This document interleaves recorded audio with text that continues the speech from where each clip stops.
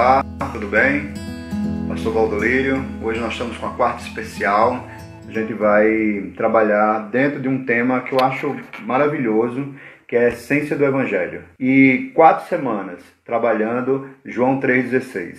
Não é só o texto, João 3,16, tem outros textos que eu vou colocar para fundamentar, mas vamos extrair dentro de João 3,16 aprendizados importantíssimos. Acho que não é exagero afirmar que esse texto é um dos textos mais conhecidos, mais amados da Bíblia.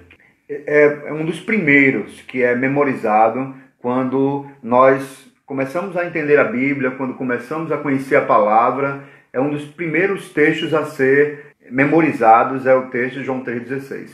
O que acontece é que, por tanta familiaridade com esse texto, a gente corre um risco, e um risco sério, de perder o que há de tão profundo, há de tão verdadeiro nas palavras preciosas de Jesus. O texto de João 3,16 é: porque Deus amou o mundo de tal maneira que deu seu Filho único para que todo aquele que nele crer não pereça, mas tenha a vida eterna. Tem outras versões que dizem: porque Deus tanto amou o mundo que deu seu Filho unigênito para que todo o que nele crer não pereça, mas tenha a vida eterna. E existem várias outras traduções desse mesmo texto. É raro um cristão que tem a palavra, conhece a palavra, não recitar esse texto de pronto. João 3,16, porque Deus amou o mundo de tal maneira que deu seu Filho unigênito para que todo aquele que nele crê não pereça, mas tenha a vida eterna. Está na nossa mente, está no nosso coração, a gente gosta desse texto. Corre esse risco de perder palavras preciosas. A série de mensagem que começa hoje tem um título de A Essência do Evangelho. São 4 mensagens sobre a essência do Evangelho. O conteúdo desse versículo nada mais é do que um resumo maravilhosamente completo do Evangelho de Cristo, vamos dizer assim, um extrato concentrado da mensagem da graça de Deus. E aí é interessante que eu queria chamar sua atenção a isso. Esse texto, deixa eu dar um contexto histórico dele, para que não fique uma palavra solta, um texto solto fora do contexto dele. Jesus diz essa palavra para um homem que foi buscar durante a noite. Esse homem era um chefe dos fariseus, Nicodemos. Nicodemos foi à noite, porque ele tinha medo dos fariseus pela manhã, de dia, e à noite ele foi procurar Jesus para saber, conversar um pouco com ele e tal. E se você ler o João 3, começar o Evangelho de João, no capítulo 3, você vai ver que Nicodemos tem esse encontro à noite com Jesus. Nicodemos faz várias perguntas e Jesus as responde, e quando é mais na frente, Jesus faz uma comparação entre a serpente que Moisés levantou no deserto. Então depois você vai lá em Êxodo, vai dar uma olhada nesse texto lá em Êxodo. Ele diz que da mesma forma que Moisés levantou a serpente no deserto, assim é bem necessário que o Filho do Homem, está no verso 14, seja levantado, para que todo o que nele crer tenha a vida eterna. Jesus já começa a dar uma introdução aqui. Mas logo depois ele reforça: porque Deus tanto amou o mundo que deu seu Filho unigênito, para que todo aquele que nele crer não pereça, mas tenha vida eterna. A palavra evangelho, que é isso que nós pregamos o evangelho de Cristo. A palavra evangelho, ela vem do grego chamado evangelion, ou evangelion. Tem um pastor americano chamado Timothy Keller, que ele nos traz uma reflexão sobre isso, dizendo o seguinte: que esse termo evangelion, que de onde nasceu a palavra evangelho, diferencia a mensagem do cristianismo de todas as outras religiões. Evangelion eram as boas notícias dos grandes eventos e momentos da história. Grandes momentos da história eram relatados e eram colocados como evangelion. Por exemplo, evangelion da vitória do exército na guerra. Evangelho da ascensão do novo rei. Percebe? Mas não era só isso. Não era só isso. Não era só isso que a palavra evangelion queria dizer. A boa notícia, ou evangelion, transformava completamente a vida do cidadão que a ouvia. E, diante dos novos fatos, requeria-se dele uma mudança completa de atitude. Que maravilha! Olha que diferença faz você falar só do Evangelho agora, mas do Evangelho como palavra transformadora. Dessa forma, o Evangelho é a notícia do que Deus fez, para chegar até nós e nos levar até Ele. Nós temos o Evangelho da graça. Nós temos o Evangelho da graça. O Evangelho da graça é a notícia de Deus para nós. O Evangelho da graça é a notícia de Deus para nós. Então, que notícia é essa? Que notícia é essa? João 3,16 revela. A essência dessa notícia, sabe, o miolo dessa notícia é revelado em João 3,16. É um extrato concentrado de tudo que há em todo esse Evangelho. Que maravilha isso! Que maravilha isso! Nem tudo que é importante sobre o Evangelho é mencionado em João 3,16. Não tem tudo que é importante. Por exemplo, não está mencionado em João 3,16 a glória de Deus, a eleição, a predestinação, o chamado eficaz, a regeneração, a justificação, a santificação, a morte expiatória de Cristo e várias coisas. Nada disso está nesse contexto. Se você tem dúvidas sobre esses termos que eu trouxe agora, como glória de Deus, eleição, predestinação, regeneração, chamado eficaz, justificação, santificação, morte expiatória de Cristo, se você tem dúvidas sobre esses assuntos, coloque nos comentários. Escreva aí que vou ter o maior prazer e alegria de poder conversar com você pessoalmente e te explicar temas como esses. E conversar na palavra sobre temas como esse. Inclusive serão temas de outros estudos nossos. No entanto, o que está inserido aqui é tão preciosamente essencial, tão precisamente definido, sabe? É tão poderosamente simples, que não há muitos outros versículos tão ou mais importantes para um resumo do Evangelho do que esse das palavras de Jesus em João. Porque Deus tanto amou o mundo que deu seu Filho unigênito para que todo aquele que nele crer não pereça, mas tenha vida eterna. O tema de hoje é o risco de perecer. Existe um risco grande de perecer. E vamos entender o que é esse perecer que está no texto bíblico. Semana que vem é a prova do amor. Na outra é a exigência da fé. E por último, na quarta semana, a promessa da vida eterna. Tudo isso dentro desse texto. Mas vamos destrinchar. Vamos pegar e vamos destrinchar esse texto. Vamos trabalhar esse texto assim, sabe? Saboreando a palavra de Deus. Saboreando o texto bíblico. Provar cada verdade desse texto, sabe? Semana após semana. E hoje, nas próximas 3 semanas, eu convido você a permanecer nesse estudo até o final. Permanecer aí, comentar, escrever, colocar ali no comentário o que você achou. Vai lá na publicação nossa, nós temos uma publicação que foi a chamada para esse texto da quarta. Escreve lá o que Deus falou no seu coração quando você estava saboreando essa palavra dele. E seria muito importante para mim, para eu saber o que você está pensando e como eu posso te ajudar a entender melhor. A minha oração nessa noite é que nós possamos absorver, sabe? Deliciar na doçura do Evangelho. Cada uma desses 4 verdades sobre a boa nova de Cristo, sobre o Evangelho de Cristo. Cada uma delas não tem como dizer, é indescritivelmente grande, profunda e importante para as nossas vidas, para mim e para a sua. Elas são infinitamente mais essenciais do que qualquer outra coisa. Se você entender as verdades que estão contidas nesse texto, ela vai ser muito, muito importante. Portanto, que Deus, chacoalhe você, acorde você para a imensidão, para a grandeza, para a importância, para a seriedade, para o esplendor da verdade que está contida em João 3,16. Eu quero falar com você então sobre o tema de hoje. O risco de perecer. A verdade sobre esse texto é que para nós, hoje à noite, assim, é bem simples. Bem simples.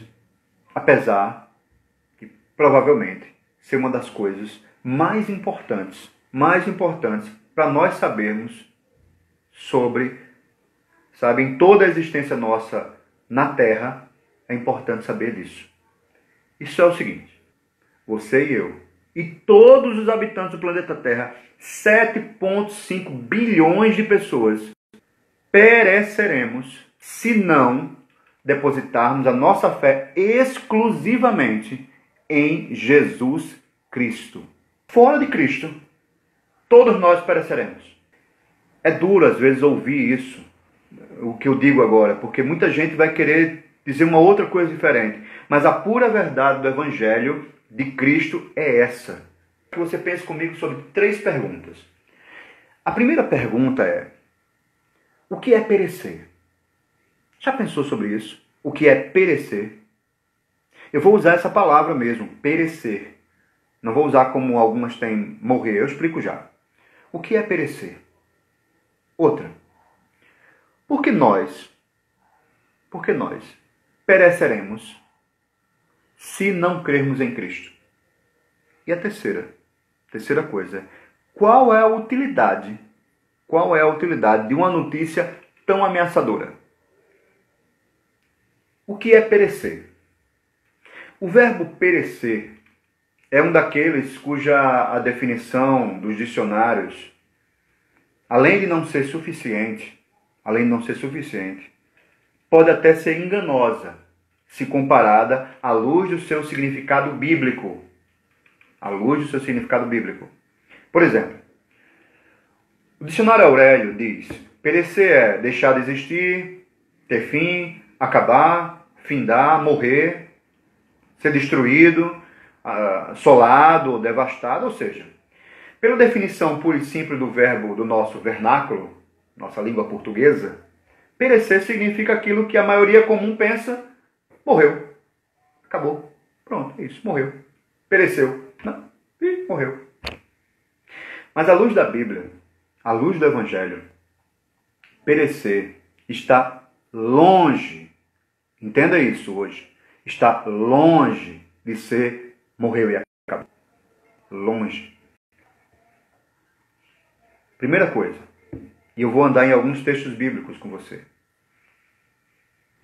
Fábio está aí comigo e eu vou pedir a Fábio que depois escreva essas referências, se você quiser depois consultar na Bíblia. Primeira coisa, perecer é estar sob a ira de Deus. Essa é a primeira coisa, primeiro aspecto de perecer, que está muito longe de ser morreu e acabou. Essa referência está em João 3,18. João 3,18. Logo depois do texto que eu li, de João 3,16. João 3,18, Jesus diz: quem nele crê não é condenado. Ele fazia referência a si mesmo. Quem nele crê não é condenado. Mas quem não crê já está condenado por não crer no nome do Filho unigênito de Deus. Jesus diz que quem não crê no nome do Filho unigênito de Deus já está condenado. Isso quer dizer que perecer é estar debaixo da ira de Deus. A questão não é simplesmente morrer. Ah, morreu, acabou. Não é isso. É estar sob a condenação de Deus. O que vai piorar infinitamente mais a morte. A morte vai ficar infinitamente pior. A condenação ou o juízo de Deus sobre a criação podem, por exemplo, ser notados nas catástrofes naturais. Existem muitas catástrofes naturais. Não é a mãe natureza que está nervosa com a forma como nós tratamos ela. Não. Mas é Deus que está irado por termos tripudiado da sua glória. Por isso é que nós lemos em João 3,36. João 3,36, Jesus diz: quem crê no Filho tem a vida eterna. Quem crê no Filho tem a vida eterna. Já quem rejeita o Filho não verá a vida. Veja o que tem escrito no texto. Mas a ira de Deus permanece sobre ele. A ira de Deus permanece sobre ele. É o que Jesus disse. Quem crê no Filho de Deus tem a vida eterna. Quem rejeita o Filho de Deus não terá a vida, mas a ira de Deus permanece sobre ele. Se nós somos impedidos de perecer, tudo é por causa do amor de Deus que nos resgata da ira de Deus. Perecer, portanto, significa permanecer sob ou debaixo da ira de Deus, por se recusar a crer no Filho. Isso é uma verdade fundamental. Eu não vou perecer, ou não vou estar debaixo da ira de Deus, se eu crer em Jesus. Por causa disso, eu sou resgatado da ira de Deus. O amor do próprio Deus me resgata da ira dele mesmo, que será derramado sobre todas as coisas e sobre todos aqueles que nele não creem. Então a primeira coisa é essa. Perecer é estar sobre, ou sob, debaixo da ira de Deus. Mas também, meu irmão e minha irmã, queridos, perecer é uma outra coisa. Perecer é tormento ardente. Em outro livro seu, João descreve o tormento de alguém que perece. Ele escreve lá em Apocalipse 14:10. Também beberá do vinho do furor de Deus, que foi derramado sem mistura no cálice da sua ira. Será ainda atormentado com enxofre ardente na presença dos santos anjos e do Cordeiro. Perecer, então, não é como alguns dizem, morreu e acabou. Não é. Perecer é permanecer, existindo eternamente, em tormento ardente no inferno. Gente, eu sei que isso não é um tema que é muito falado nas igrejas, infelizmente não é muito falado, sobre inferno, sobre morte, mas eu não quero deixar você temeroso, eu quero que você se alerte e entenda a doçura do que Jesus disse aqui. Todo aquele que nele crer não pereça. Ele não quer que você vá para isso. Ele não quer que você vá para o tormento eterno. Ele quer que você esteja nele. Ele quer que você viva nele. Ele quer que você tenha vida com ele. Isso é que é a doçura do Evangelho. Isso é que é o que o Senhor vai trabalhando em nossos corações e em nossas vidas. Perecer, então, é estar sob a ira de Deus, abaixo da ira de Deus. Perecer também é tormento ardente. Mas perecer é mais uma coisa. Perecer é a separação da glória de Deus. Veja como Paulo descreve o que é perecer. Segundo Tessalonicenses 1:9, Paulo diz assim: eles sofrerão a pena de destruição eterna, separação da presença do Senhor e da majestade do seu poder. Aqui nesse mundo, Deus se revela a nós em milhares e milhares de maneiras a cada dia. A cada dia. Se quisermos ver, é claro, né? Se você quiser ver, você vai ver. No inferno, porém, os que perecem serão cortados de toda a sua gloriosa presença. Eles experimentarão somente e eternamente a ira de Deus. Isso é para pensar você a pensar o que é perecer. Perecer é estar longe da glória de Deus. E perecer é castigo eterno irreversível. Veja, é um castigo irreversível e eterno. Não tem como voltar. Não tem essa história de, eu fico lá um tempo no purgatório, de repente se Deus me achar legal, ele me bota para cima, senão ele me bota... Não tem nada disso. Nem tem para cima nem para baixo, para começar essa história. Mas quando você perece, é irreversível, não há volta. E é eterno. Em João 3,16, perecer é o oposto de vida eterna. Perecer é perecer eternamente. Além de João e de Paulo, em Tessalonicenses, Jesus falou da duração desse estado de perecimento. Lá em Mateus 25:46, ele diz: eles irão para o castigo eterno, mas os justos para a vida eterna. Jesus coloca isso muito claro. Além de eterno, o estado de perecimento é irreversível. Irreversível. Basta você ler a parábola que está lá em Lucas 16:26, a parábola do rico e o Lázaro. Essa parábola sempre me chamou muita atenção, porque Jesus coloca muito claramente que há um abismo, ou entre aqueles que perecem e os que estão sendo salvos, que estão na glória. Há uma separação desses dois.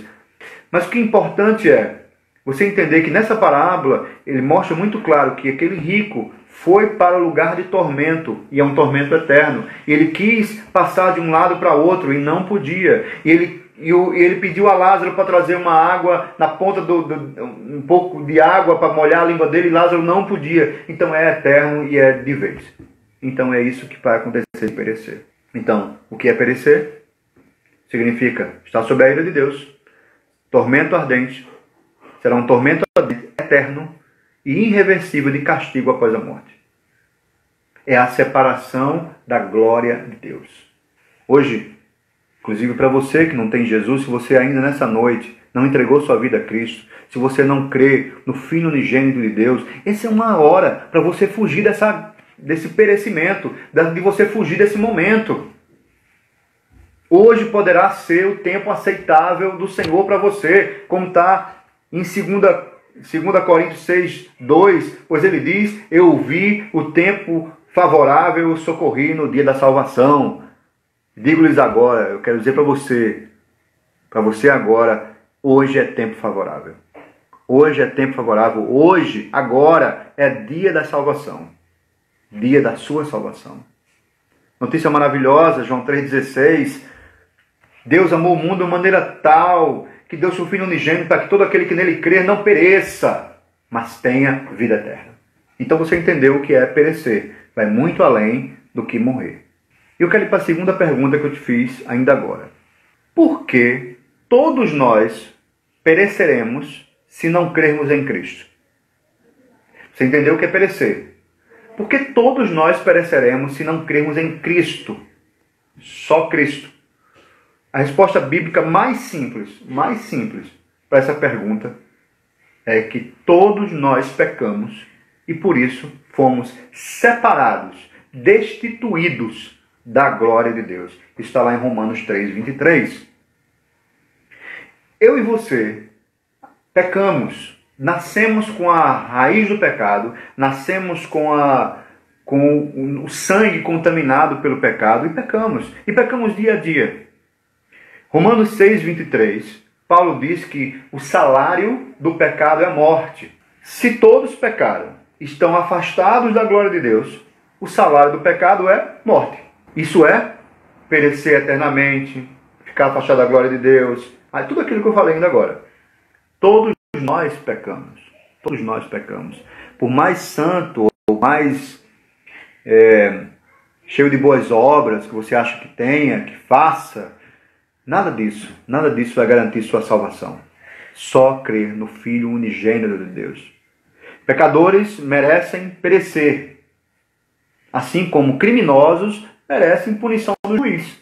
Você não quer que um criminoso que roubou, que matou, que fez diversas coisas, que cometeu diversos crimes, você não quer que ele seja punido? Pois é, se você quer que esse criminoso seja punido, por que nós não receberemos punição quando pecamos? Porque o pecado nos afasta de Deus. No momento que o pecado entrou na humanidade, nós fomos separados da glória de Deus. Agora, por que o pecado é algo tão sério que merece o perecimento ou a condenação eterna? Por que será? Deus é a pessoa mais digna do universo. Pessoa mais digna do universo. A sua grandeza, o seu valor, seus valores são infinitos. Infinitos. Todas as coisas, tudo ao redor é medido pelo padrão de Deus. O Criador, Ele é a verdade. Ele é o caminho, Ele é a vida, Ele é o início, Ele é o fim de todas as coisas. Tudo e todos dependem dEle. dele é o amor, é a adoração, a honra, o louvor, o respeito e a obediência. Simplesmente porque ele nos fez, nos possui e nos sustenta. Portanto, rejeitá-lo, não crer nele, desobedecê-lo, negligenciá-lo e não ter mais prazer nele do que em qualquer outra coisa, isso e muito mais são insultos e pecados de magnitude infinita. Sendo ele um ser infinito, de valor infinito, de honra infinita, um crime contra Deus, que é o desprezo da sua glória, merece castigo eterno, merece perecimento. Quanto mais essas verdades de João 3,16 se assentam no nosso coração, mais se torna precioso você ouvir Jesus dizer: Deus tanto amou o mundo que deu seu Filho unigênito para que todo aquele que nele crê não pereça, mas tenha vida eterna. Então entenda, se você peca, você está indo contra a glória de Deus. E se você é resgatado por Jesus, você vai trabalhar na sua vida para não pecar. Para cada vez que você pecar, você dizer: Senhor, perdoa do meu pecado. Isso foi um atentado à tua glória. Isso está me afastando de ti. Isso está me deixando muito longe daqueles propósitos que deixaste para a minha vida. Pecado é errar o caminho, é desviar do alvo, é sair do caminho de Deus. É dizer: olha, o que o Senhor planejou para a minha vida, eu estou pecando. E eu não quero perecer, Senhor. Eu não quero estar debaixo da tua ira. Eu quero ter a minha vida transformada dia a dia. Dia a dia. Mas o momento em que você entregou sua vida a Cristo, que você entregou a Jesus como Senhor e Salvador de sua vida, no momento que você fez isso, você já está seguro nas mãos dele. Uma vida nova nasce. E essa vida nova vai estar em luta constante com a vida antiga que peca. E você vai dizer: Senhor, pede perdão, aí é uma nova vida, e assim segue. Mas entenda que se não crer em Jesus, tem risco de perecer. Não ter Jesus como Senhor e Salvador vai perecer. Para que você não corra esse risco, você que não tem Jesus como Senhor e Salvador, não corra esse risco, creia em Jesus. Se você já tem Jesus como Senhor e Salvador de sua vida, aleluia, glória a Deus. Pregue isso para outras pessoas. Diga a elas: olha, existe um risco muito grande de você perecer, de você estar debaixo da ira de Deus, de você estar no tormento eterno, porque só há um caminho, só há uma verdade, só há uma vida. É Cristo. É Cristo, Senhor. E a terceira questão, a terceira pergunta é: qual a utilidade de uma notícia tão ameaçadora? Lembra que eu te fiz 3 perguntas. A primeira pergunta é: o que é perecer? A segunda é: por que nós pereceremos se não crermos em Cristo? E a terceira pergunta é: qual é a utilidade de uma notícia tão ameaçadora? O ponto aqui não é assustar. É claro que não é. Não é assustar. Não é impor medo ou terror em você, mas é te alertar ao caminho da paz, da salvação na hora do medo. Sabe? Todos nós enfrentaremos a morte. Todos nós. Não sei quanto tempo eu tenho, não sei quantos dias ou anos. Eu tenho desejo de viver muitos anos ainda, mas eu não sei. Eu não tenho uma ideia de quantos anos virão. Nós temos certeza disso. Gostemos ou não gostemos. A morte é um dos maiores medos do ser humano. Mas por que a morte é um dos maiores medos? Não é simplesmente porque nós não queremos deixar as coisas ou deixar as pessoas que amamos, sabe? Não é porque a gente se importa com a situação. Eu vou deixar eles com quem? Quem vai cuidar dos meus filhos? Quem vai cuidar da minha família? Quem vai cuidar da minha esposa, do meu esposo? Não é pelo medo. Eu não sei o que vem do outro lado. Eu tenho medo de morrer porque do outro lado não sei o que é. Não é só sobre isso. Há no coração de todos nós, o senso de prestação de contas. Senso de prestação de contas. Deus nos fez assim. Todos nós sabemos que um dia, estaremos face a face com o Criador. Face a face. Sabe? Isso não só causa medo, mas é a raiz de todos os medos. É a raiz de todos os medos. O que fazer numa hora dessa? Crer para não perecer. Crer para não perecer. Depositar fé em Cristo. Houve um homem de Deus na história chamado John Newton. Talvez você não conheça ele por esse nome, assim, não conheça facilmente o nome dele, John Newton. Ele ficou famoso porque ele escreveu um hino chamado Amazing Grace, ou Preciosa Graça de Jesus, que está em alguns hinários, está no 314 da harpa cristã. Amazing Grace. Veja as frases que tem na música Amazing Grace. Preciosa graça de Jesus, que um dia me salvou. Perdido andei sem ver a luz, mas Cristo me encontrou. A graça então meu coração do medo libertou. Oh, quão preciosa salvação a graça me outorgou. Promessas deu-me o Salvador, e nele eu posso crer. É meu refúgio e protetor em todo o meu viver. Perigos 1000 atravessei, e a graça me valeu. Eu, são e salvo, agora irei ao santo lar no céu. Ah, glória a Deus. John Newton, antes de compor essa música, ele era realmente um perdido pecador. Nasceu em 1725 e ele tornou-se capitão dos mares e traficante de escravos. Ele se converteu a Cristo depois de uma série de perigos terríveis que chocaram e chamaram sua atenção para a seriedade das coisas espirituais. Fez ele pensar no céu e fez ele pensar no inferno. Certa vez, em uma de suas viagens em alto mar, o navio dele quase naufragou. A vida dele ficou assim por um fio. Após esse sério episódio, enquanto Deus ainda trabalhava no processo de transformar John Newton, ele estava caçando. E em algumas florestas em Londonderry, que é na Irlanda. Então ele conta. Veja o relato dele. Enquanto eu subia no barranco, carregando a minha espingarda pendurada às minhas costas, ela disparou, raspando o meu rosto. Tão rente foi o disparo que a pólvora queimou o canto do meu chapéu. John Newton interpretou essas experiências como uma forma de Deus atraí-lo para si, ensinando-lhe a temer o seu nome. Diante do medo da morte, o único lugar onde ele encontrou alívio para o medo foi nos braços de Deus, na preciosa graça de Jesus.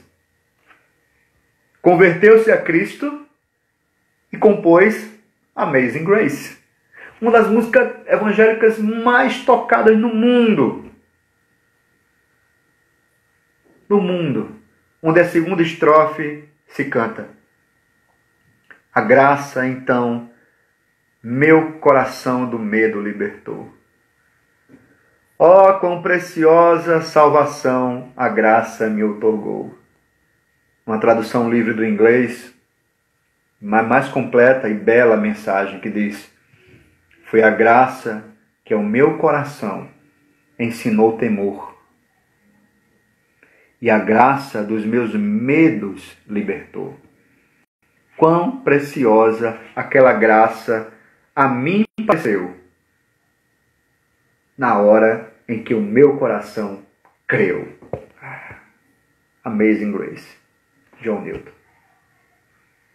Que o Senhor lhe traga libertação ao seu coração nessa noite, livrando-o do medo da morte, do medo de partir, do medo de deixar essa vida, que o Senhor te dê a vida eterna, conforme está na mensagem de João 3,16, porque Deus amou o mundo de maneira tão grande, que deu seu Filho unigênito, para que todo aquele que nele crer não pereça, mas tenha a vida eterna.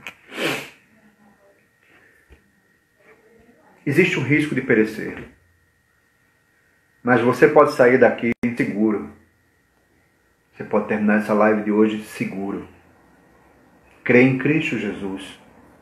No meio dessa pandemia que tem causado tanto medo nas pessoas, creia em Jesus. Creia em Jesus. Glorifique a Deus em sua vida. Glorifique. Admire a glória de Deus. Admire a glória de Deus.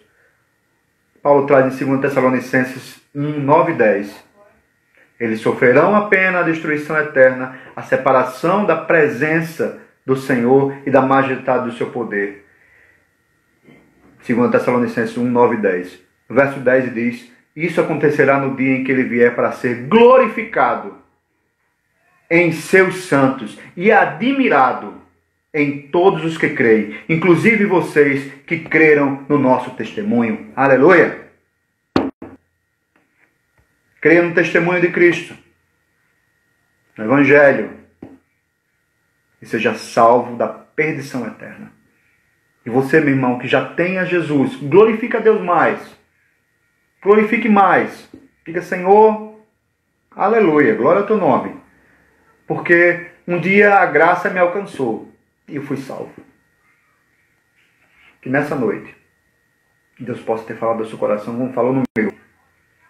Como Ele possa ter tocado a sua vida, como Ele tocou a minha.